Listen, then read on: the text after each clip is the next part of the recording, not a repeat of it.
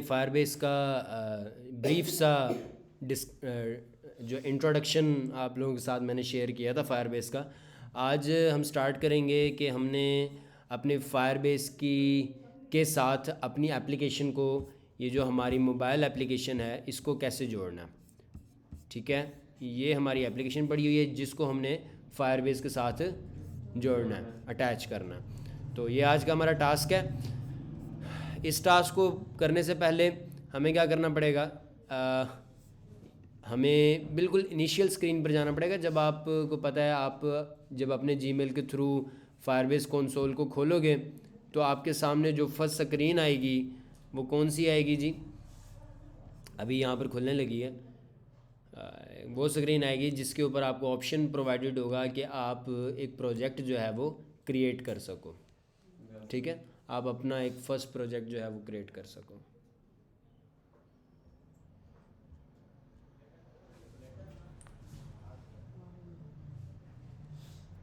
तो ये आपके पास स्क्रीन आएगी फर्स्ट। यहाँ पर आपने अपना प्रोजेक्ट क्रिएट कर लेना। बिलफर्स्ट प्रोजेक्ट का नाम मैं लगा देता हूँ निकम्मी क्लास।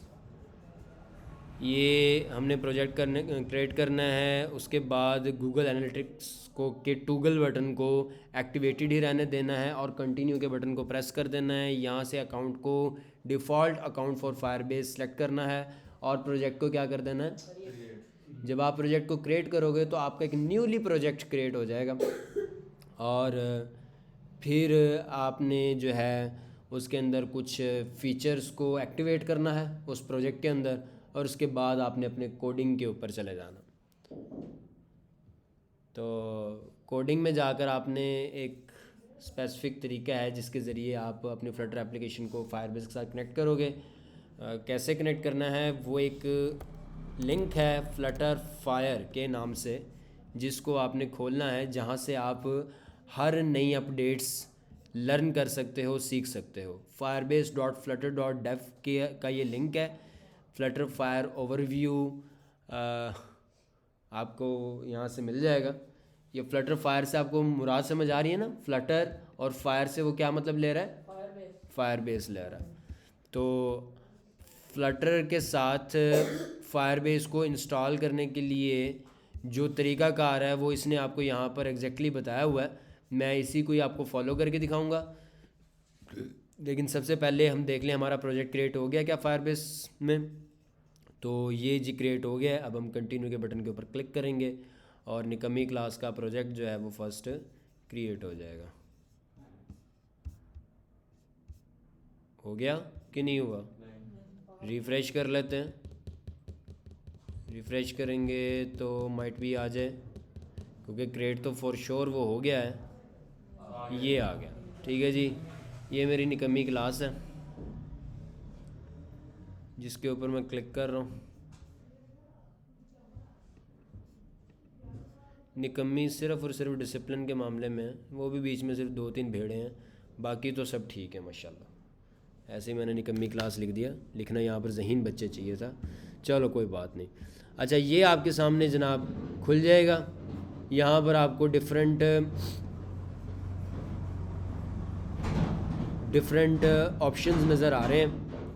इन ऑप्शंस को वन बाय वन मैंने कल आपको एक्सप्लोर करके दिखाया था। कुछ इसमें से मैंने आपको नहीं भी बताया, कुछ बता चुका हूँ। तो ये जो है इधर अभी इस टाइम आपको जो चीज़ नज़र नहीं आ रही वो ऑथेंटिकेशन नहीं नज़र आ रहा, क्लाउड फायर स्टोर नहीं नज़र आ रहा, होस्टिंग का सेक्शन नहीं नज़र आ रहा। तो इन सारे सेक्शंस को इधर लाने के लिए आपको बिल्ड के ऊपर क्लिक करना पड़ेगा। यहाँ से ऑथेंटिकेशन को क्लिक करेंगे तो आपके सामने यहाँ पर प्रोजेक्ट का शॉर्टकट आ जाएगा ऑथेंटिकेशन का। फिर साथ ही आप यहाँ से फायरस्टोर डेटाबेस को क्लिक करोगे, आपके सामने यहाँ पर फायरस्टोर डेटाबेस का शॉर्टकट आ जाएगा। फिर यहाँ से आप स्टोरेज कर लें जहाँ पर आपके इमेजेस वगैरह पड़े होंगे। यहाँ पर आप होस्टिंग क्लिक कर लें जहाँ पर आपकी होस्टिंग मतलब आपकी वेबसाइट्स वगैरह पड़ी होंगी फ्री में। और ये आपके फंक्शंस का जो टॉपिक है ये आपको लास्ट में सिखाऊंगा। फ़िलहाल हमारा जो असल मकसद है वो फायरस्टोर डेटाबेस है, स्टोरेज है, होस्टिंग है।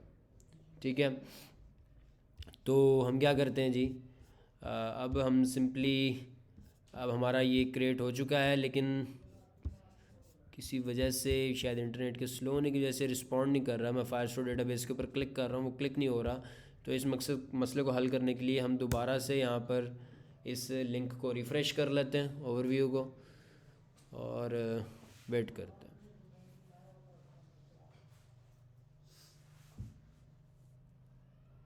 हाँ तो ठीक है साइमन,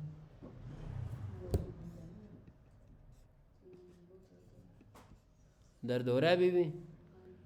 बेटा कल उन्होंने अपना जी जान लगाया है, बड़ी कोशिश की है किसी तरीके से बराबर हो जाए, और उस चक्कर में है ना, ओए होए होए होए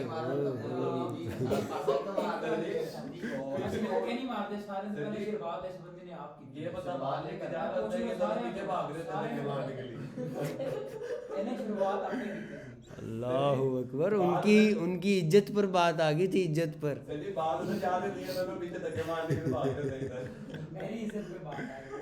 शाउ शाउ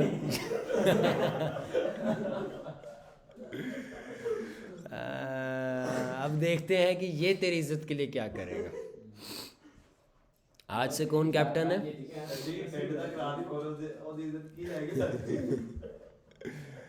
ना भाई ना, इदरीस को कुछ नहीं कहना। फिर वही इदरीस के खिलाफ आप मजाक उड़ा रहे हो भाई, ये बात ठीक नहीं है। अरे ये क्या हो गया? लेकिन ये यहाँ पर ये ऑप्शन नहीं होना चाहिए था।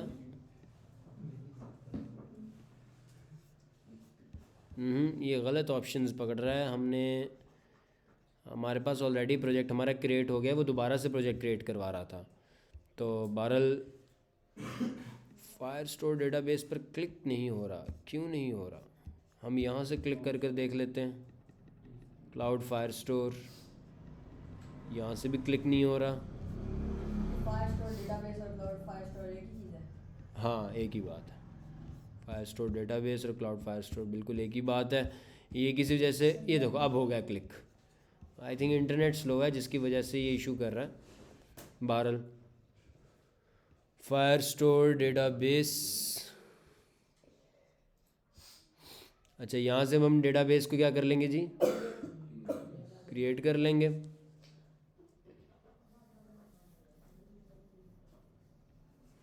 लोकेशन जो है यहाँ से आपने एशिया की सिलेक्ट कर लेनी है। कहाँ गया एशिया, कहाँ पर? कहीं पर भी नहीं है एशिया, आई थिंक कहीं पर भी नहीं है।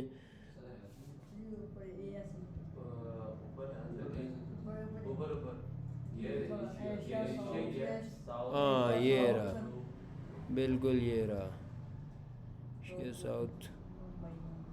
एशिया साउथ यहाँ हमारा ये रीजन ही आ जाएगा मोस्टली ना, एशिया साउथ मुंबई वाला है। नेक्स्ट कर लेते हैं। यहाँ से हम प्रोडक्शन मोड में भी चला सकते हैं, स्टार्ट मोड में भी चला सकते हैं, लेकिन मैं इसको प्रोडक्शन मोड में मोस्टली क्लिक करता हूँ। तो यहाँ से हम प्रोडक्शन मोड में अपनी एप्लीकेशन को क्रिएट कर लेंगे। बेटा वो है नहीं ना, पाकिस्तान के है नहीं, तो मोस्ट करीब जो हमें पड़ रहा है ना वो साउथ एशिया साउथ साइड ही पड़ रही है।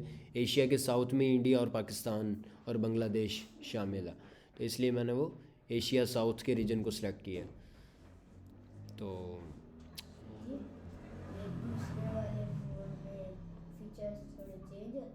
किस में?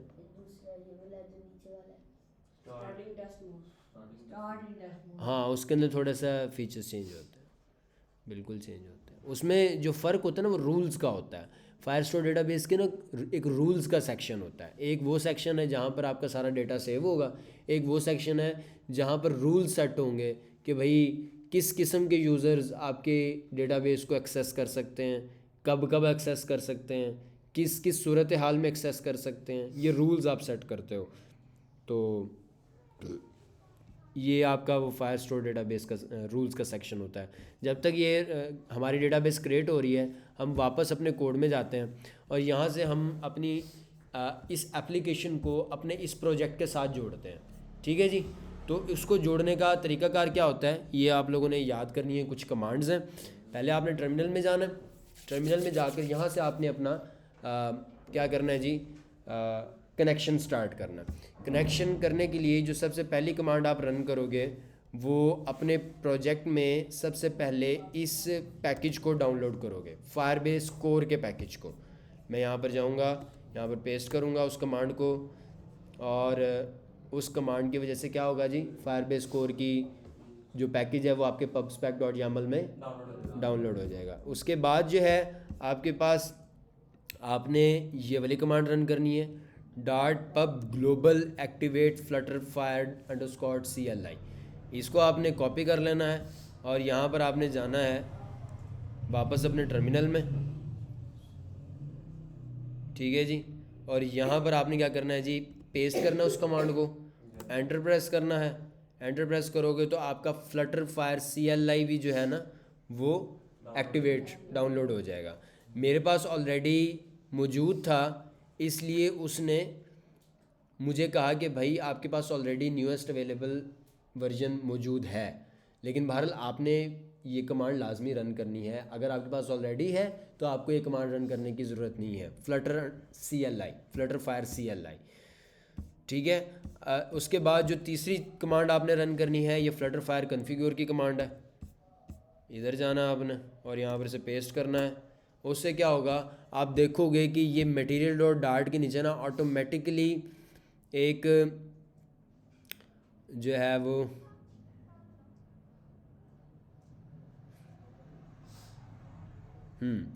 अच्छा, फ्लटरफायर कॉन्फ़िगर से पहले आपने एक कमांड रन करनी थी। पहली दो कमांड्स तो जो आपने रन कर दी, वेरी गुड। अब जो फ्लटरफायर जो तीसरी कमांड हमने टर्मिनल में दी है, उससे पहले आपने एक काम करना। कौन सा काम करना है जी, आपने जो है ना, इसने वो स्टेप नहीं बताया हुआ, क्यों नहीं बताया हुआ भाई, आना चाहिए वो स्टेप भी। एक स्टेप ये मिस कर गया आपकी, how to install Firebase in terminal Flutter. कोई बात नहीं, गूगल जिंदाबाद, वो खुद ब खुद ही हमारा सेट कर लेगा। How to install Flutter, how to install Firebase tools in CLI of Android Studio. Copy, enter, और यहाँ पर इसको हम जेमिनी भी हमारा खोल लेते हैं। यहाँ से देख लेते हैं कि ये हमें क्या तरीक़ाकार बता रहा है। फायरबेस CLI का इसने हमें यहाँ पर कोई तरीका बताया हुआ है। तीसरी कमांड जो आपने रन करनी है वो आपने रन करनी है, इसने भी नहीं बताया। हम यहाँ पर वो पूछ लेते हैं इससे कि how to install Firebase in CLI of Android Studio. इसने भी जो तरीका बताया है वो तरीका मुनासिब नहीं है। मैं कहता हूँ how to install using Dart. एक कमांड होती है जो बहुत ज़्यादा इजी है, जिसके ज़रिए आपकी टर्मिनल में it's not possible using Dart in Android npm install.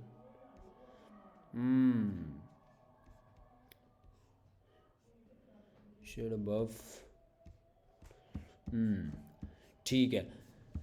जो तीसरा स्टेप है उसमें आपको अपने कंप्यूटर में, विंडोज़ कंप्यूटर में Node.js और npm को इंस्टॉल करना पड़ेगा। Node.js और npm को इंस्टॉल करना पड़ेगा। इंस्टॉल Node.js इन विंडोज़, ये आप क्लिक करोगे, यहाँ पर आपकी Node.js.download की एक वेबसाइट है, खुल आ जाएगी। इसको आप क्लिक करोगे तो फ़ौरन ही आपके सामने ये आ जाएगा। यहाँ पर आपने 64 बिट का इंस्टॉलर डाउनलोड कर लेना है और उसे अपने सिस्टम में इंस्टॉल कर लेना है। इंस्टॉल कर लोगे तो उसके बाद आई होप सो आपका जो है ना npm कमांड्स जो है ना वो आपके रन होना शुरू हो जाएंगी। जिस तरह फ्लटर कमांड्स आप रन करते हो ना, फ्लटर वर्जन, इस तरह से npm की भी कमांड्स होती हैं जो आप टर्मिनल में रन कर सकते हो। और वो npm की कमांड जब आप रन कर सकोगे नोड को इंस्टॉल करने के बाद, तो एक कमांड है जो आप रन करोगे, npm install g firebase tools, ठीक है। ये आप यहाँ पर रन करोगे टर्मिनल में, जिस तरह आप फ्लटर के कमांड्स लिखते हो, फ्लटर वर्जन, इस तरह से आप कमांड लिखोगे npm install g firebase tools। जैसे आप इसे एंटर प्रेस करोगे तो आपकी ये फायरबेस टूल्स इंस्टॉल होना शुरू हो जाएगी। दो कमांड के बाद आपने ये रन करनी है, जो तीसरी थी वो इसके बाद, ठीक है। इसके बाद भी कुछ और कमांड्स रन करनी है हमने, उसके बाद जो तीसरी कमांड थी वो हमने बहुत बाद में जाकर रन करनी है, सही है। तो बहरहाल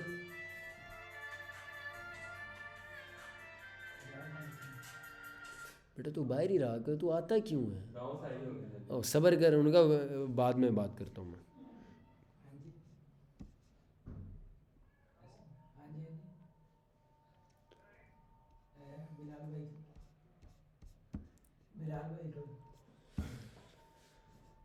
अच्छा बहरहाल ये जो है ना इंटरनेट से ये आपकी वो फायरबेस टूल जो है वो इंस्टॉल होने शुरू हो जाएंगी। उसके बाद जो है ना आप जो है जब तक वो इंस्टॉल हो रहा है तब तक आप नहीं, ये जो फायरबेस वर्जन की कमांड है, जब आपके फायरबेस टूल्स इंस्टॉल हो जाएंगे उसके बाद ही आप ये फायरबेस वर्जन की कमांड रन कर सकोगे, सही है। इससे आपको पता चल जाएगा कि आपके फायरबेस का कौन सा वर्जन इस टाइम इंस्टॉल्ड है, सही है। तो वो दो कमांड के बाद आपने ये काम करना है। Why is it taking so much time? Just because of the internet which is slow right now, and that's because many of my Chabal students have connected my internet, and I have already requested them that please do disconnect the internet when you are being taught by me. Do not connect the internet when I am teaching you, so that there might be no disruption at all while teaching you. This is not possible कि ये भी बंद कर दें, because they need khalas. Do you understand what is meant by khala?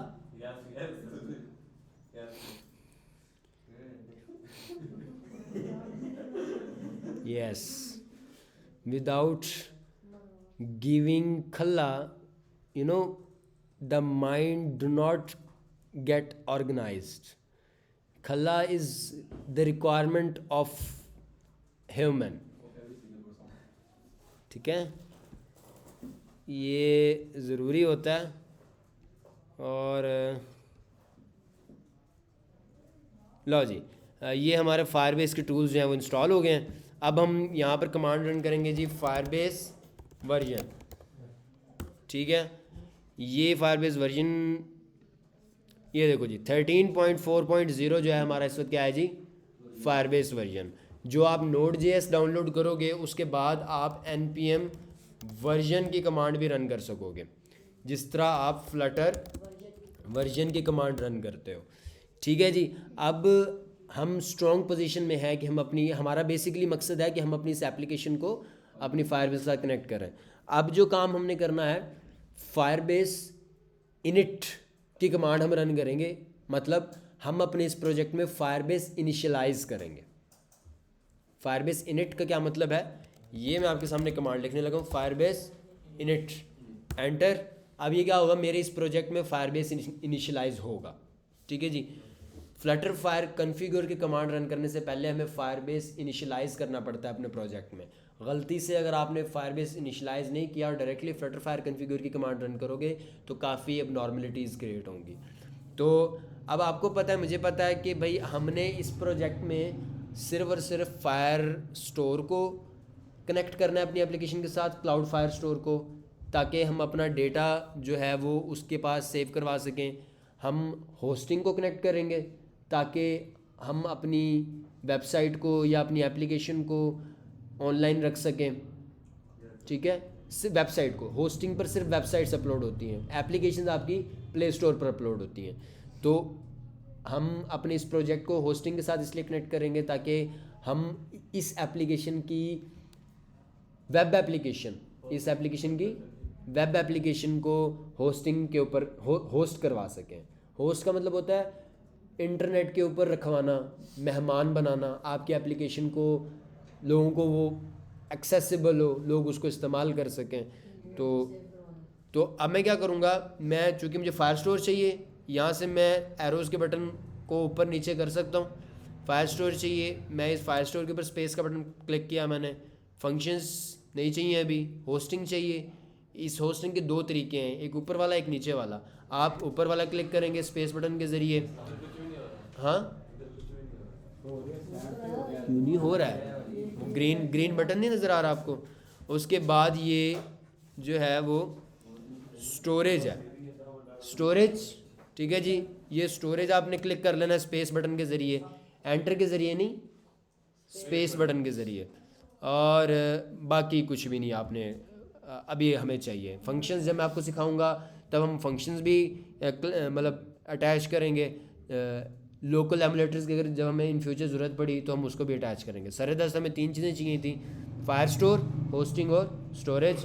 ये click करने के बाद मैंने क्या किया जी, एंटर प्रेस किया।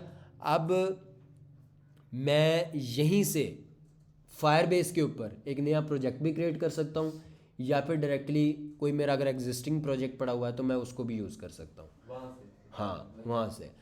तो अब चूँकि हमने क्रिएट ऑलरेडी फायरबेस पर किया हुआ है, प्रोजेक्ट किया हुआ ना, तो मैं किस पर क्लिक करूँगा, ये 4 ऑप्शंस है मेरे पास।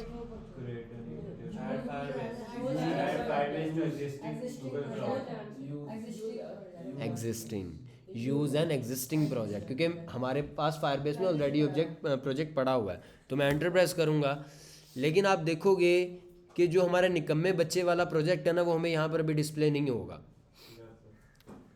हमें जो प्रोजेक्ट डिस्प्ले होगा वो तो आप कहोगे सर वो तो हमने मतलब बनाया ही नहीं है, और ये कौन सा प्रोजेक्ट डिस्प्ले हो गया। तो ये फिर से इंटरनेट स्लो हो गया है। अच्छा ये देखो आ गया, ठीक है। ये डोरमैन सिस्टम, ये तो हमने प्रोजेक्ट बनाया ही नहीं है, तो ये कहाँ से आ गया, ये मेरे किसी दूसरे गूगल अकाउंट पर है। इसका मतलब मेरा फायरबेस जो है, जो मैं इनिशियलाइज करवा रहा हूँ, ये किसी दूसरे गूगल अकाउंट के साथ जुड़ा हुआ है। ये मेरे इस गूगल अकाउंट पर नहीं जुड़ा हुआ जिसके ऊपर मैंने प्रोजेक्ट क्रिएट किया। तो इसका मुझे क्या हल करना पड़ेगा, मुझे फायरबेस अपने CLI पर दोबारा से लॉगिन करना पड़ेगा। अभी तक आपने फायरबेस को लॉगिन करते हुए नहीं देखा, ठीक है, लेकिन मेरा ऑलरेडी लॉगिन कहीं किसी और के साथ हुआ था, इसलिए मेरा वो वाला प्रोजेक्ट डिस्प्ले नहीं हुआ। अब मैं क्या करूँगा, मैं इसको कर दूँगा ख़त्म, इस टर्मिनल को, और दोबारा से लॉगिन करूँगा। फायरबेस लॉगिन, फायरबेस लॉगिन से मुझे पता चल जाएगा कि मेरा कौन से गूगल अकाउंट के साथ मेरा ऑलरेडी फायरबेस लॉगिन हुआ है। मैं एंटर प्रेस करूँगा और ये मुझे मेरा वो बता देगा, बिल शेक्सपियर 046। जबकि ये तो हमें अकाउंट चाहिए ही नहीं है। हमारा तो जो अकाउंट क्रिएट हुआ है वो कहाँ पर क्रिएट हुआ था, निकम्मी क्लास, ये बिलाल सैयद 10001 के साथ ही क्रिएट हुआ है। तो अब मुझे दोबारा क्या करना पड़ेगा, तो इंटरनेट बहुत स्लो चल रहा है यार आज। सही है, तू अपने दिमाग की खिड़की खोल। अच्छा क्या है जी, ये अब हमारा इसके साथ लॉगिन हुआ है, तो हम क्या करेंगे जी, पहले इसको लॉग आउट करेंगे। Firebase log out, enter press करो, ये कमांड लिखो। अब हमारा फायरबेस क्या होगा जी, लॉग आउट हो जाएगा। अब हमने क्या करना है, दोबारा से लॉगिन करना, फायरबेस लॉगिन। अब हम जब फायरबेस लॉगिन करेंगे तो वो मुझे कह रहा है कि अलाउ कलेक्टर, आपने यहाँ पर वाई लिख कर एंटर प्रेस कर देना। अब ये ऑटोमेटिकली मेरे सामने क्रोम ब्राउज़र खुद ही खोल देगा। वाई आप लेकर एंटर प्रेस करोगे ना तो क्रोम ब्राउज़र ये खुद ही खोल देगा। अब ये साइन इन मुझे दोबारा करवाएगा। अब ये मुझसे ऑप्शन मांगेगा, तो मैं किसको क्लिक कर दूँ इन तीनों में से, बिल्कुल इसको मैं क्लिक करूँगा। और जब मैं दोबारा फायरबेस इनिट अब का प्रोसीजर वो सारा दोबारा से फॉलो करूँगा, तो जनाब आप देखोगे कि हमारे जो इस प्रोजेक्ट के प्रोजेक्ट्स हैं ना, इस गूगल अकाउंट के जो हैं सारे कंटिन्यू, इस गूगल अकाउंट के जो हमारे सारे प्रोजेक्ट्स हैं फायरबेस वाले, वो मुझे डिस्प्ले हो जाएंगे इंशाल्लाह। ठीक है। और यहाँ से मैं दोबारा से अलाउ का बटन प्रेस कर दूंगा। पहले कंटिन्यू का बटन प्रेस किया, फिर अलाउ का बटन प्रेस किया। अब क्या है जी, फायरबेस CLI लॉगिन सक्सेसफुल। मैं वापस जाऊँगा और यहाँ पर आप देखोगे कि लॉग्ड इन एज, बिलास 10001। बिल्कुल। अब मैं क्या करूँगा जी, फायरबेस चेक करने के लिए दोबारा, ये वैसे ज़रूरी नहीं होता लेकिन मैं फिर भी फायरबेस लॉगिन देखना चाह रहा हूँ कि किसके साथ कनेक्टेड है जी। बिलास 10001 के साथ कनेक्टेड है। अब मैं दोबारा से फायरबेस इनिट की कमांड रन करूँगा। इनिट कमांड रन करने के बाद मुझे क्या क्या चीज़ें चाहिए जी, फायर स्टोर चाहिए, होस्टिंग चाहिए, स्टोरेज चाहिए। एंटर प्रेस करूँगा, एग्जिस्टिंग प्रोजेक्ट पर क्लिक करूँगा। अब देखना, अब देखो आगे जी प्रोजेक्ट्स। तो हमारा जो प्रोजेक्ट हमने क्रिएट किया था वो कहाँ है, निकम्मी क्लास नज़र आ रहा है। अब इधर मैं क्या क्लिक करूँगा जी, एंटर प्रेस करूँगा। यहाँ से फायर स्टोर अब वो खुद ब खुद ही सारी सेटिंग कर रहा है। अब वो अब ऑटोमेटिकली मेरी एप्लीकेशन को सारा कुछ खुद ही अपने बैक साइड पर आर्टिफिशियल इंटेलिजेंस के ज़रिए सारा मामला हो रहा है। अब आपके ये काम पहले बहुत टफ हुआ करता था, अपनी एप्लीकेशन को फायरबेस के साथ जोड़ना। लेकिन अब टर्मिनल की चंद कमांड्स हम रन करते हैं और सेकंड्स में आपकी एप्लीकेशन जो है वो फायरबेस से कनेक्ट हो जाती है।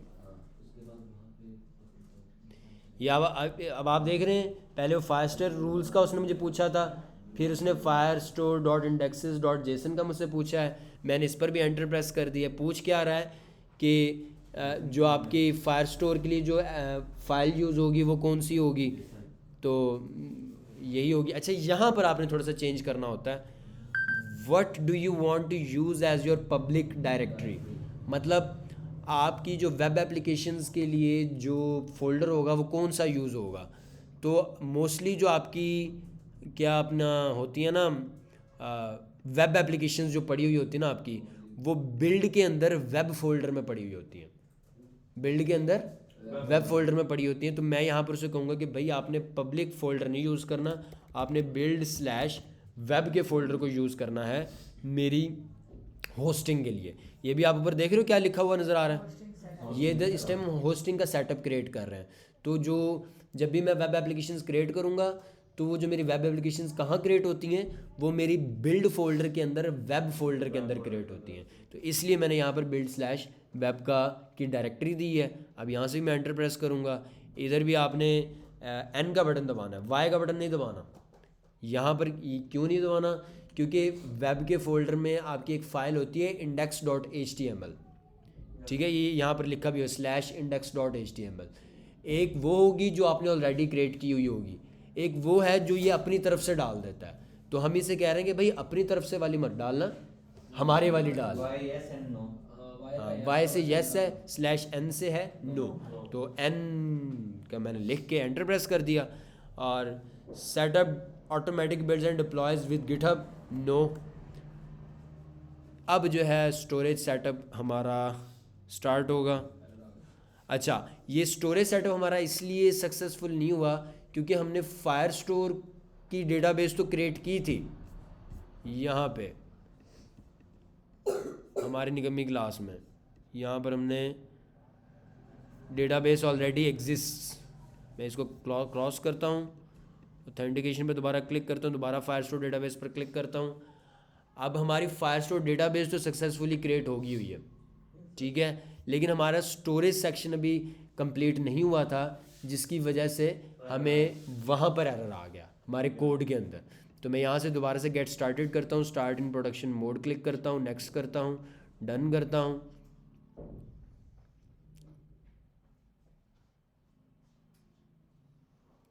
जैसे ही मेरा डिफ़ॉल्ट बकेट क्रिएट हो जाएगा, डिफ़ॉल्ट बकेट क्या है कि आपकी ऐसी बास्केट जिसके अंदर आपके सारे इमेजेस वगैरह पड़े होंगे, डिफ़ॉल्ट बकेट उसे बोल रहा है वो। तो उसके बाद आपकी दोबारा से आप फायरबेस इनिशियलाइज़ करोगे, मतलब फायरबेस इनिट की कमांड रन करोगे, और इस बार आपने फायर स्टोर को सिलेक्ट नहीं करना, ना ही आपने होस्टिंग को सिलेक्ट करना है, क्योंकि फायर स्टोर और होस्टिंग का सेटअप कंप्लीट हो गया है। किसका सेटअप सिर्फ रह गया, स्टोरेज का। तो जैसे ही हमारी यहाँ पर स्टोरेज सेक्शन मुकम्मल हो जाएगा, वहाँ पर मैं दोबारा से सिर्फ स्टोरेज को इनिशियलाइज़ करूँगा और आपका उस प्रोजेक्ट के अंदर स्टोरेज भी इनिशियलाइज़ हो जाएगा। फायरबेस भी गूगल वाला चाहिए। हाँ जी, फायरबेस भी गूगल वाला चाहिए। फायरबेस भी गूगल वालों की है। ठीक है जी, हमारा स्टोरेज क्रिएट हो गया। अब हम वापस इसमें जाएंगे और यहाँ पर दोबारा से फायरबेस इनिट की कमांड रन करेंगे और इस बार हम क्या सिलेक्ट करेंगे जी, सिर्फ स्टोरेज। एंटर प्रेस करेंगे, यूज़ एन एग्जिस्टिंग प्रोजेक्ट करेंगे, किस प्रोजेक्ट के साथ इसकी स्टोरेज को अटैच करना है जी। ये अब आपने मुझे इस बात का सवाल का जवाब देना है कि क्या सर, नहीं, एक जवाब आपने मुझे इसका, ये आपके ज़िम्मे होगा, क्या सर हम, अगर मेरे पास 3 प्रोजेक्ट हैं तो मैं किसी के साथ डेटाबेस जोड़ लूँ, किसी के साथ मतलब किसी के साथ क्लाउड फायर स्टोर को जोड़ लूँ, दूसरे प्रोजेक्ट के स्टोरेज के साथ मैं स्टोरेज जोड़ लूँ और तीसरे के साथ मैं होस्टिंग जोड़ लूँ, क्या ऐसा हो सकता है? हो सकता है। ये आपने सोचना है और करना है और ट्राई करना है। ये हो सकता है सर जी। सोचना और कर कर दिखाना मुझे। ठीक है जी, निकम्मी क्लास के प्रोजेक्ट को हम क्लिक कर लेते हैं, एंटर कर लेते हैं। स्टोरेज रूल्स को हम एंटर प्रेस कर लेते हैं। अब जी हमारी स्टोरेज भी जो है वो कनेक्ट हो गई है। अब हम कमांड रन करेंगे फ्लटर फायर कॉन्फ़िगरेशन। फ्लटर को फायरबेस को इनिशियलाइज कर लिया। अब फ्लटर और फायरबेस को कॉन्फ़िगर करेंगे फ्लटर फायर कॉन्फ़िगर की कमांड से। फ्लटर फायर कॉन्फ़िगर की कमांड से एंटर प्रेस करेंगे। अब वो हमारे अवेलेबल प्रोजेक्ट्स को फैच करेगा। उसके बाद हमारी यहाँ पर आपको बल्कि मैं दिखा भी दूँ, एंड्रॉयड ऐप में अभी आप देखो यहाँ पर कोई फ़ाइल आपको एक यहाँ पर नई फ़ाइल क्रिएट होगी। ये जब हम फ्लटर फायर कॉन्फ़िगर मतलब मुकम्मल कर चुके होंगे ना, तो यहाँ पर ऑटोमेटिकली एक फ़ाइल क्रिएट होगी जिसके अंदर सारी डिटेल मौजूद होगी हमारे प्रोजेक्ट के, हमारे फायरबेस प्रोजेक्ट के मुतल्लिक। ठीक है, अब हम क्या क्या वहाँ पर क्रिएट करना चाहते हैं जी, कौन कौन सी एप्लीकेशन क्रिएट करना चाहते हैं जी।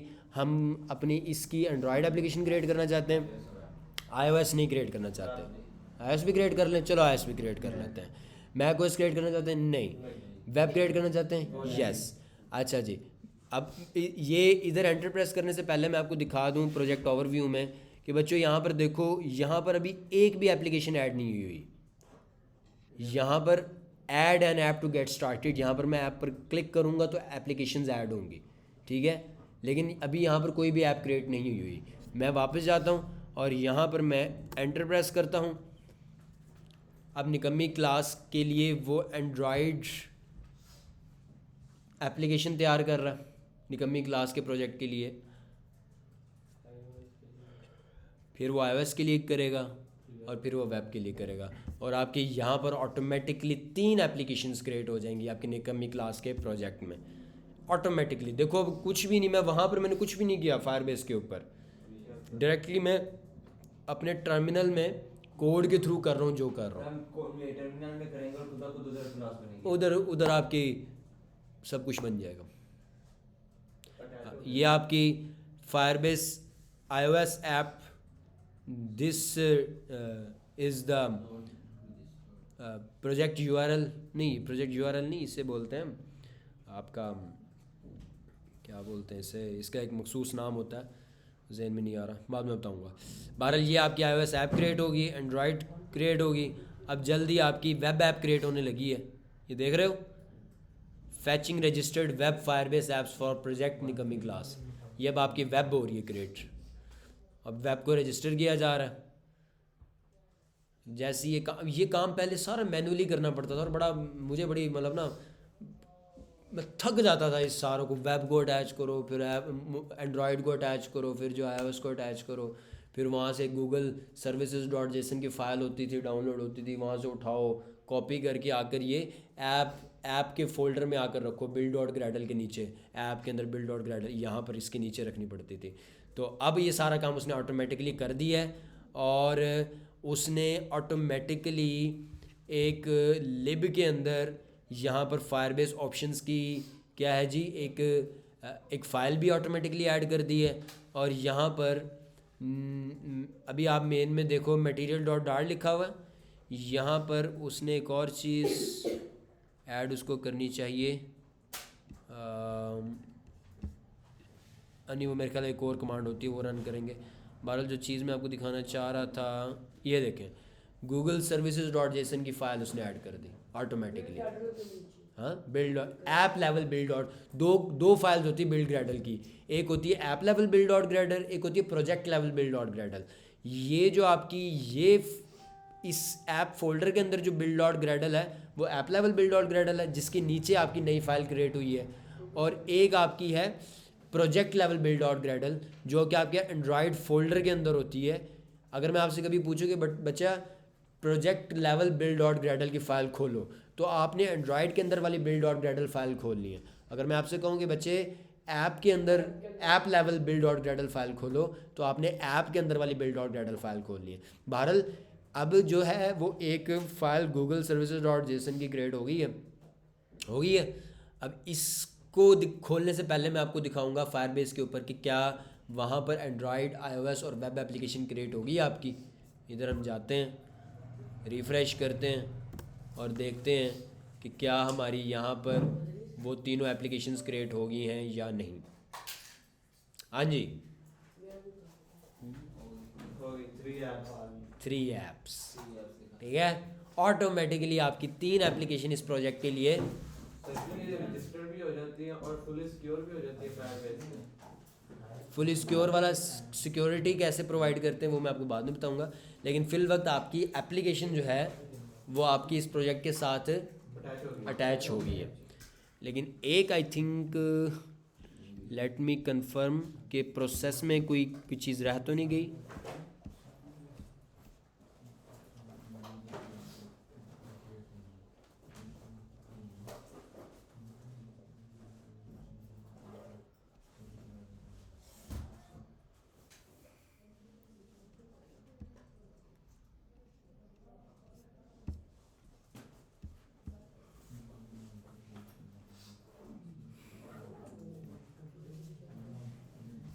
अच्छा, अब प्रोसीजर में 2-4 चीज़ें रह गई हैं, वो मैं दिखा दूं। ये जब आप फ्लटर फायर कॉन्फ़िगर की कमांड रन कर चुके होंगे, उसके बाद आपने क्या करना है जी, आपने यहाँ पर ये जो 2 चीज़ें हैं ना, ये कॉपी करनी है और अपनी मेन जो आपकी है अपना क्या है जी, मेन फंक्शन जो है ना आपका मेन फंक्शन, उससे पहले रखनी है।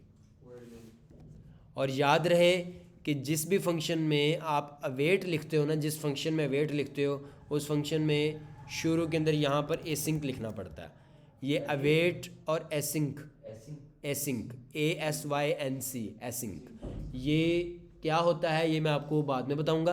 लेकिन फ़िलहाल आपको पता होना चाहिए कि जिस भी फंक्शन में आप अवेट लिखोगे किसी भी स्टेटमेंट से पहले, वहाँ पर आप एसिंक लाजमी लिखोगे।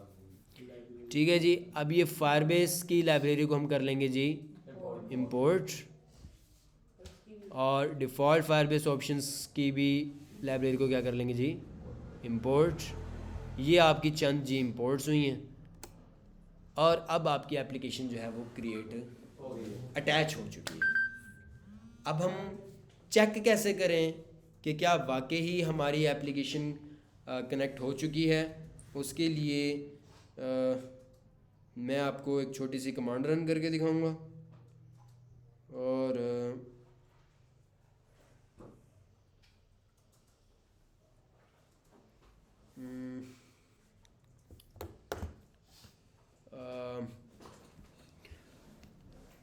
एक मिनट।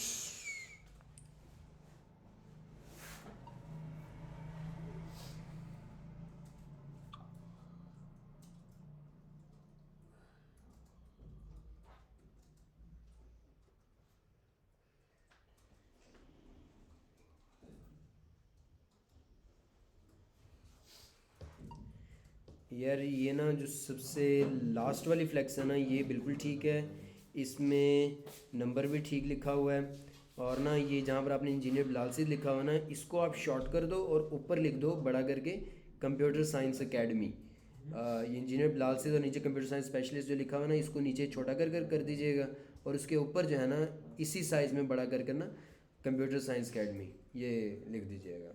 ये फिट है जो सबसे लास्ट वाली। अच्छा जी, अब हमने फाइनली चेक करना है कि ये क्या वाकई अटैच होगी है। तो उसका तरीकाकार क्या होता है जी, सबसे पहले तो हमने क्या करना है जी, हमने चूँकि हम चाहते हैं कि मैं यहाँ से प्लस का बटन दबाऊँ ना, तो यहाँ पर 1 हो और पीछे ना मेरी डेटाबेस में भी ये 1 सेव हो जाए। क्या हो जाए? 1 सेव हो जाए। मतलब यहाँ पर जो मेरा ये फायरबेस का प्रोजेक्ट है, इसके फायरस्टोर डेटाबेस में जो है ना, यहाँ से मैं प्लस का बटन दबाऊँ, काउंटर दबाऊँ और हर प्लस के ऊपर क्या हो जी, यहाँ पर इधर मेरे यहाँ पर डेटा सेव हो, इस जगह पर डेटा सेव हो। अब इस काम को सर अंजाम देने के लिए मैं क्या करूँगा जी, यहाँ पर शो हो। ये आप वहाँ पर आप चेंजेस करो कोड एप्लीकेशन में। मतलब 1000 बंदा बैठा हुआ है, 1000 बंदा प्लस का बटन प्रेस कर ही जाए ना, अपनी 1000 बंदे ने आपकी एप्लीकेशन खोली हुई है, जो बंदा प्लस का बटन खोल करता जाए, यहाँ पर आपका वो डेटा सेव होता जाए। ठीक है जी, और फिर ये सेव ही रहता है, सेव ही रहता है, सिक्योर्ड रहता है, कौन कर रहा है कौन नहीं, ये भी पता चल जाता है कौन कर रहा है कौन नहीं। उसके लिए सेटिंग करनी पड़ती है। तू कैसे खड़ा है भाई? हैं वजह हमारा जुर्माना क्या है? अरे कितने की है वॉच? 250 की? नहीं फिर तो कम नहीं। सऊदी से आई थी? नहीं अपनी ਇੱਥੇ 100 रुपए ਦੀ नहीं बिकनी यार। मोबाइल ले ले, 2 मोबाइल। अच्छा दोनों यूज़ होते हैं, तो फिर दोनों ही रखो। जब दोनों ही काम के, दोनों ही इस्तेमाल के, तो यानी दोनों ही बिक जाएंगे, फ़ायदा हो जाएगा। ये मैंने इसको अल्टीमेटम दे दिया है, मैंने इसको, लेकिन तुझे कोई अल्टीमेटम नहीं है। कल हमारे पैसे आने चाहिए, कल हमारे पैसे आने चाहिए। होगी ये बात? हाँ नहीं हो, ये तो सवाल ही नहीं उठता। या भाई यार शुएब यार, ये मुझे जल्लाद बनने पर मजबूर कर रहे हैं कि मैं मतलब ना अपने सिक्योरिटी गार्ड को कहूँ कि भाई चलो यहाँ से। अच्छा तो अब हमने क्या करना है, अब हमने ये सीन करना है कि हमने प्लस के बटन के ऊपर अपने यहाँ पर डेटा को सेव करवाना है। तो मैं क्या करूँगा जी, अब मुझे बताओ कि प्लस के बटन का फंक्शन कहाँ लिखा हुआ है, कोई बता सकता है? गेट फ्लोटिंग एक्शन के बटन के ऊपर जाऊं मैं, यानी आप ये कह रहे हो हैं? कैसे जा सकता हूँ मैं स्पीड में? इसका जो फंक्शन, इसका अलग से फंक्शन बनाया हुआ है हमने, हाँ इंक्रीमेंट का। ठीक है जी, मैं इसमें चला गया, ये इंक्रीमेंट काउंटर का उसने बनाया हुआ था फंक्शन, मैं इसमें चला गया। अब यहाँ पर मैं क्या करूँगा, मैं यहाँ पर फायरबेस फायरस्टोर के साथ कम्युनिकेशन करूँगा। ठीक है, उसके साथ मैं यहाँ पर क्या करूँगा, कम्युनिकेट करूँगा इस फंक्शन के अंदर, क्योंकि मुझे पता है कि जब भी मैं प्लस का बटन दबाता हूँ तो कौन सा फंक्शन कॉल होता है मेरा, ये इंक्रीमेंट काउंटर का फंक्शन कॉल होता है। ऐसे ही है जी। तो अब मैंने यहाँ पर कुछ ऐसे कोड्स लिखने जिसके ज़रिए मैं अपने फ्लटर ऐप के ज़रिए बात करूँगा, किससे जी? फायरबेस के साथ। ये आपका एक किस्म की यहाँ से बैकएंड टेक्नोलॉजी का सफ़र शुरू होगा। ये वो फर्स्ट पॉइंट है। आप उसका मतलब 2% मामला कर चुके हैं कि आपने अपनी फ्लटर एप्लीकेशन को क्रिएट कर दी है, कनेक्ट कर दिया उसके साथ। यहाँ से आपका ऑनवर्ड्स दैट 2% आपका मामला चलता है। ये आपका यहाँ से आपकी बैकएंड के मामला स्टार्ट होंगे। सो अब आज हमारा सिर्फ फर्स्ट टारगेट यही है कि हम यहाँ से प्लस का बटन प्रेस करें और हमारे वहाँ पर सेव हो। तो उसके लिए अब चूँकि मैं वहाँ पर फायरबेस के क्लाउड फायरस्टोर के साथ बातचीत कर रहा हूँ, तो मैं क्या करूँगा जी, एक पैकेज ऐड करूँगा, Firebase pub add cloud underscore fire store. मैं एंटर प्रेस करूँगा,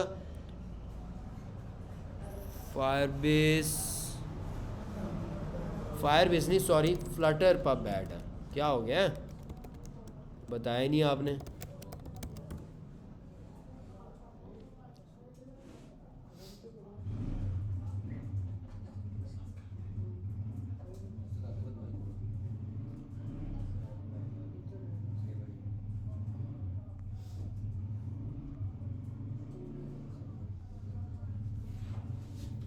ठीक है जी।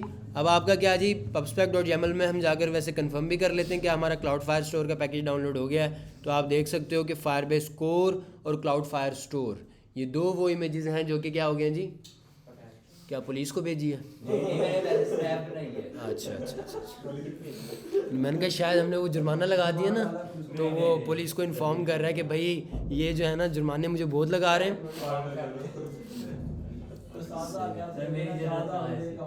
एक तस्वीर और खींचे 100 रुपये ऐड करते जाना, ठीक है?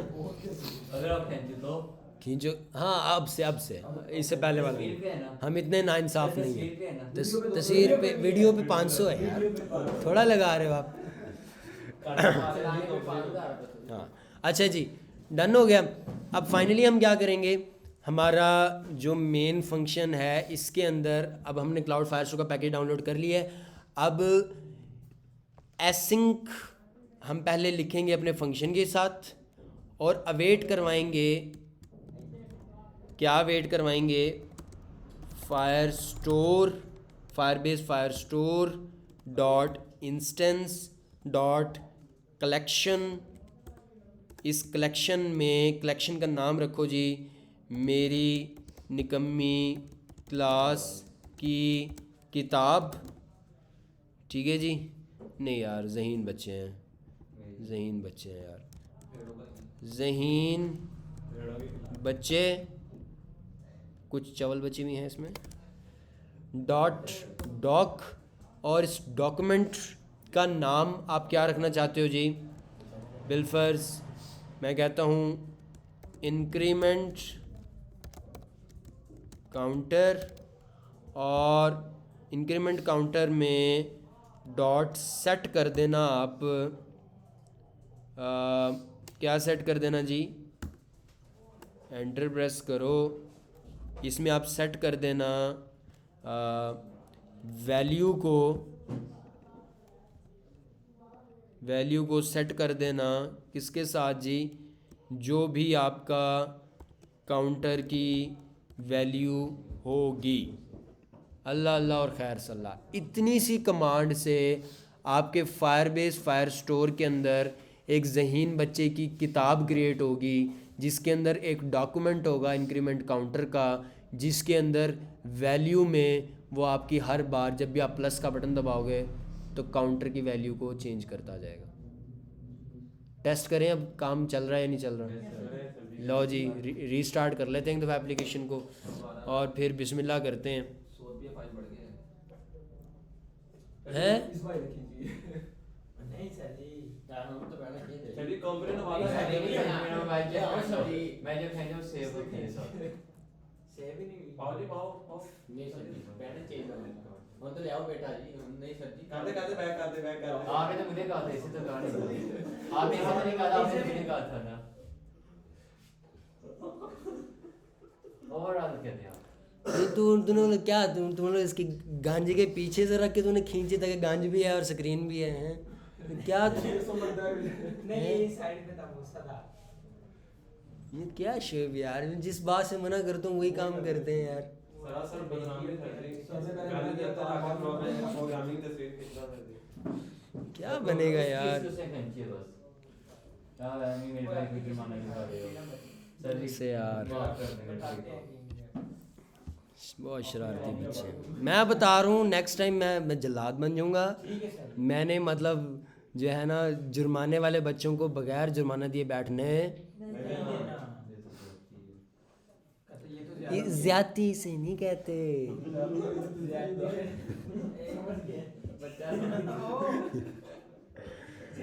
गंदे बच्चे। अच्छा ये हमारी रिस्टार्ट हो गई एप्लीकेशन, सीरीज आ गया। मैं देखे ही नहीं। यहाँ से हम रन के ऊपर क्लिक करते हैं और यहाँ से ये देखो कुछ इश्यूज़ आ रहे हैं, और वो इश्यूज़ इस वजह से आ रहे हैं कि हमें एक दफ़ा कम से कम एप्लीकेशन को कम्प्लीटली बंद करना पड़ेगा। टर्मिनल में जाएंगे हम, फ्लटर क्लीन की कमांड रन करेंगे, यहाँ से अपनी जो हमारी एप्लीकेशन थी बुक यूआर के नाम से, उसको क्या कर देंगे जी, एक दफ़ा ऐप इन्फो में जाके अनइंस्टॉल कर देंगे। ये हमने अनइंस्टॉल कर दिया और अब हम क्या करेंगे जी, एक दफ़ा दोबारा से एप्लीकेशन इंस्टॉल कर देंगे वापस, और होपफुली इस बार जो थोड़ा बहुत हमारा एरर आ रहा था वो ख़त्म हो जाएगा और हमारी जो काउंटर एप्लीकेशन है उससे बाकायदा तौर पर डॉक्यूमेंट्स पीछे सेव होने शुरू हो जाएंगे। हाँ अच्छा, अब अवेट और एसिंक हम क्यों लिखते हैं? जहाँ हम अवेट लिखते हैं वहाँ एसिंक पीछे फंक्शन के लगाना पड़ता है, लेकिन हम अवेट क्यों लिखते हैं? बेटा वेट का मतलब सिर्फ ये होता है, जब भी आप इंटरनेट से बातचीत कर रहे हो तो ना, आपको पता है कि डिलेज आ सकते हैं।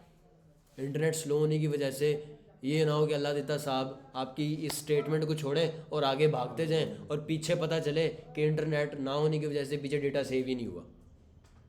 ठीक है, तो आप क्या कर देते हो, आप उस स्टेटमेंट के पीछे वेट लगा देते हो। अल्लाह देता हो कहते हो कि भाई इसे इस जगह तक खलो जा, अग्गा नहीं जाना, पहले काम हो सी तो वह अग्गा जाना। वेट का मतलब ये होता है।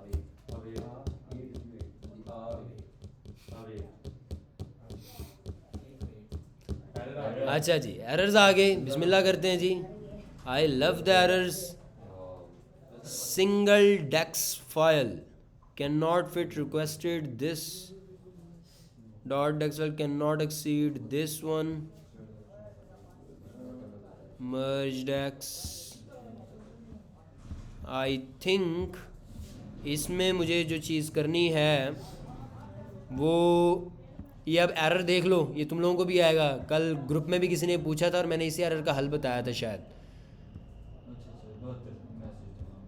क्या था? पढ़ोगे तो दिमाग चलेगा। मल्टी डेक्स, हाँ वो मेरे ख्याल ज़्यादा हो गया था। मल्टी डेक्स नेबल ट्रू 64 के मेथड्स। हाँ जी, क्या कम कैसे होंगे?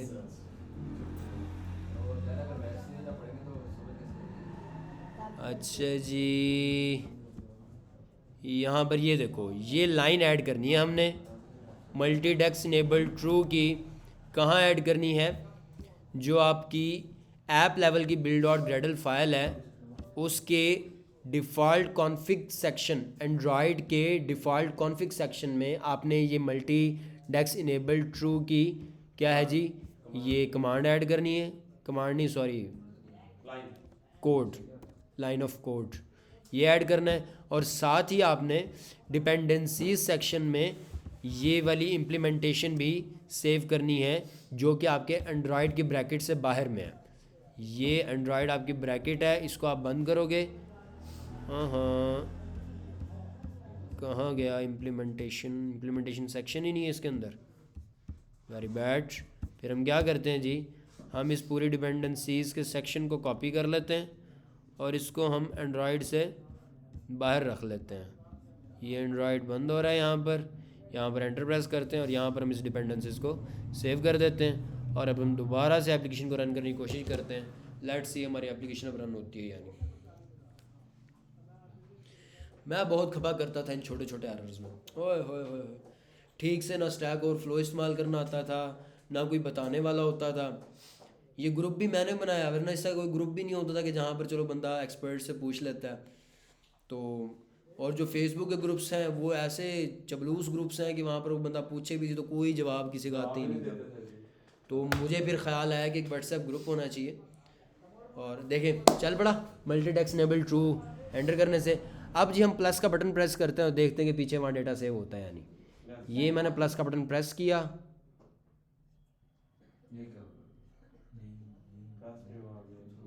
एक हमें इशू आया है, फायरबेस कोड परमिशन मिसिंग और इनसफिशेंट परमिशंस, ये हमें इशू आया है।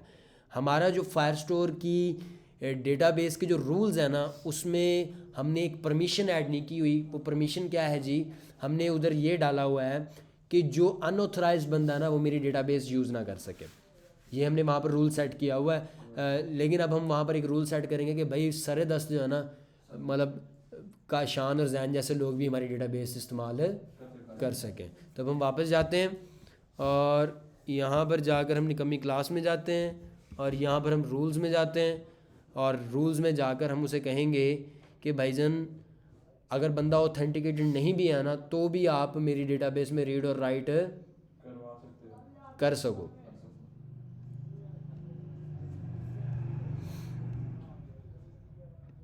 ये देखो, अलाउ रीड और राइट इफ़ फॉल्स।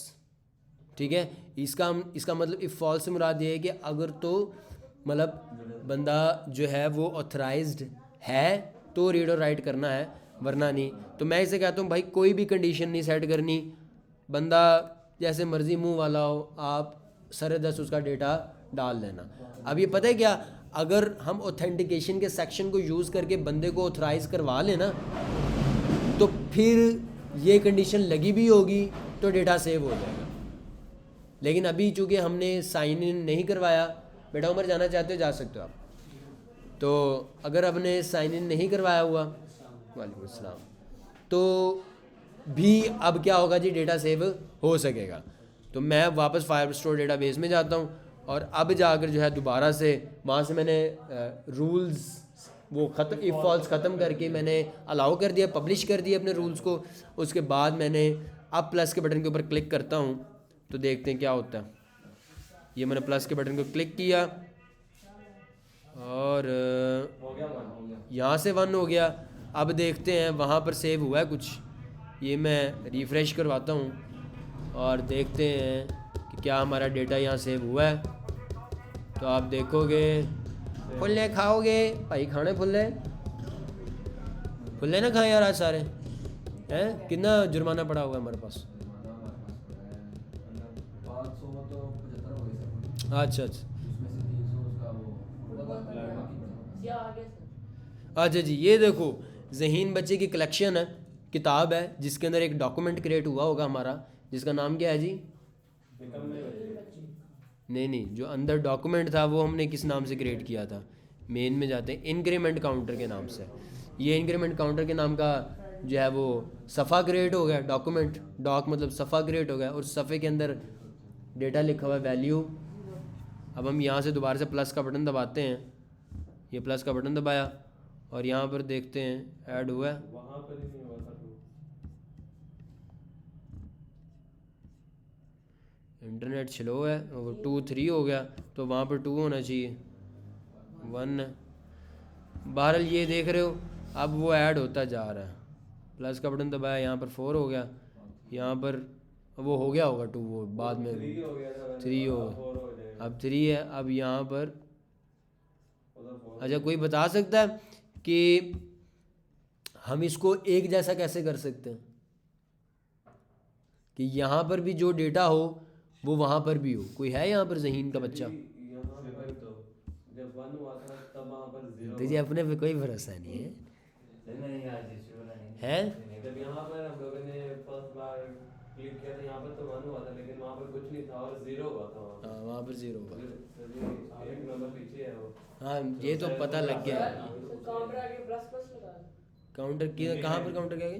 ये वैल्यू क्या काउंटर में? जहाँ पे हमने लिखा ना कि फायरबेस का करना है वहाँ पे उसका एक नुकसान होगा, दो फिर भी आएगा। मसला हल नहीं होगा। अब हम प्लस से करेंगे ना तो यहाँ पर फिर भी एक लफ्ज़ का वो रहेगा। लाइक हम करके देख लेते हैं। इस काउंटर के आगे मैंने प्लस प्लस लगा दिया, ये मैंने रीस्टार्ट कर लिया, रीस्टार्ट करके एप्लीकेशन को, ये भी यहाँ पर 0 हो गया। यहाँ पर मैंने अब प्लस का बटन प्रेस किया, ठीक है जी। यहाँ पर कितने हो गए? 2 हो गए। ये 0 से 2 हो सर गए। जहाँ पे हमने फायरबेस का और किया ना, और वहाँ पर अब आप देखोगे कि यहाँ पर 1 यहाँ पर रिफ्रेश करेंगे। यहाँ पर नहीं, यहाँ पर होगा वो कंसेप्ट यूज़ होगा प्रीफिक्स का और पोस्टफिक्स का। प्लस प्लस यहाँ पर प्रीफिक्स का और पोस्टफिक्स का, यहाँ पर कंसेप्ट यूज़ होगा। पोस्टफिक्स हम कर रहे थे, पोस्टफिक्स कर रहे थे ना पहले।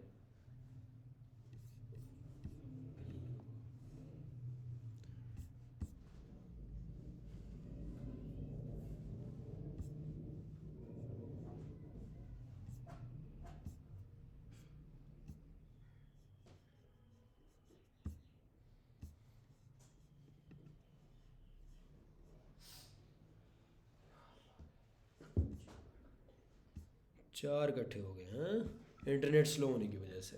लेकिन आप नोटिस करो, मैं इसको दोबारा से रीस्टार्ट करता हूँ और एक दो दोबारा से कोशिश करते हैं हम करने की, चलाने की इसे। तो यहाँ से मैं प्लस का बटन प्रेस करता हूँ, अब यहाँ पर 2 हुआ और यहाँ पर आप देखो 1 है। मसला तो अभी भी रहा है। आप अंदर की जो बात है ना वो नहीं समझ रहे हो। जहाँ पे हम मैं चाहता हूँ यहाँ पर भी और वहाँ पर भी सेम रहे मामला। जहाँ पे हमने मतलब कि फायरबेस का वहाँ पे फंक्शन यूज़ किया है कि लिंक की है, वहाँ पे जाके इंक्रीमेंट फंक्शन लगाना। क्या? जहाँ पे हमने फायरबेस का किया है फंक्शन यहाँ पे यूज़, लिंक करने के लिए, वहाँ पे तो नहीं करना इंक्रीमेंट। ऐसा नहीं है, सिर्फ इसी कोड में से कुछ, इसी कोड में कुछ होना है, इसी कोड में। सेम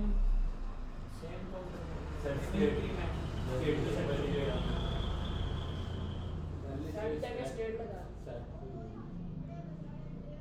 बताऊँ? सर बता दें, करंट काम में कम में है सर। अब बोंगो। करंट में अच्छा, यहाँ से बहरहाल प्रीफिक्स और पोस्टफिक्स का कंसेप्ट आज क्लियर हुआ है, जो मैंने आपको किसी टाइम में सिखाया था। देखो प्लस प्लस मैंने आगे लगाया ना, तो उसने उसको ज़ीरो ही रहने दिया था। मतलब पोस्टफिक्स का क्या मतलब होता था कि पहले वैल्यू वैसे रहने दो, पहले वैल्यू सेव करो, बाद में इंक्रीमेंट करो। पोस्टफिक्स का ये मतलब था, ठीक है। उसने क्या किया, ज़ीरो पहले रहने दिया, ज़ीरो सेव करवा दिया, बाद में इंक्रीमेंट किया। लेकिन मैंने जब प्रीफिक्स किया तो उसने क्या किया जी, पहले इंक्रीमेंट किया, बाद में सेव करवाया। ये प्रीफिक्स और पोस्टफिक्स होता है। तो लेकिन मैं आपसे कह रहा हूँ कि दोनों बराबर कैसे चल सकते हैं, तो उसका जवाब बिल्कुल सिंपल था। आपने भी कहा था सर वो इसलिए मसला बन रहा है कि देखें, जब अल्लाह देता है इस फंक्शन में आ रहा है ना, बिलफर ज़ीरो लेकर आ रहा है, तो वो ज़ीरो पहले वैल्यू को सेव करवा देता है, बाद में उसके अंदर इंक्रीमेंट हो रहा है नीचे के अंदर। तो आप ऐसा करें सर कि इस लाइन को कट करें और इसको इसके नीचे लगा दें। अब इससे होगा क्या कि अल्लाह देता आएगा, पहले वैल्यू को इंक्रीज़ करेगा, वही वैल्यू यहाँ पर शो करवा देगा, और बाद में उस वैल्यू को पीछे सेव करवा देगा जो इंक्रीज होगी, और इस तरह से दोनों मामला सेम सेम चलेंगे। लेकिन इतना दिमाग आप लोगों का काम नहीं किया, क्योंकि आपका दिमाग किस चीज़ में काम करता है, दर दर। अब हम रिस्टार्ट करते हैं और अब देखते हैं कि हमारा मामला अब सिंक्ड रहता है, सेम रहता है या नहीं रहता। अब मैं यहाँ पर प्लस का बटन क्लिक करता हूँ, ये मैंने प्लस का बटन क्लिक किया, यहाँ पर 1 हुआ है, तो वहाँ पर क्या होना चाहिए, सही है। यहाँ पर मैं अगर बिल्कुल जनाब 21 कर दिया, तो वहाँ पर क्या होना चाहिए, ठीक है। वाह जी, वाह जी, काशान का दोस्त आ गया।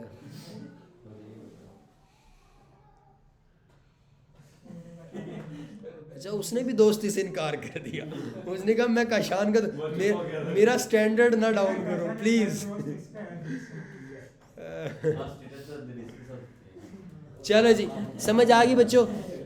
आज हमने फायरबेस का फर्स्ट लेक्चर किया, जिसके अंदर आपने फायरबेस के साथ डेटा को सेव करवा कर देखा है। इंशाल्लाह जब आप अपनी इंशाल्लाह नेक्स्ट जो क्लास होगी उसके अंदर हम जो है वो मैं आपको पोर्टफोलियो साइट अपलोड कर दिखाऊंगा। पोर्टफोलियो हमने थोड़ा सा बनाया था, नेक्स्ट क्लास में हम पोर्टफोलियो कंप्लीट करके वो मैं आपको फायरबेस के ऊपर अपलोड कर दिखाऊंगा। बहुत शुक्रिया।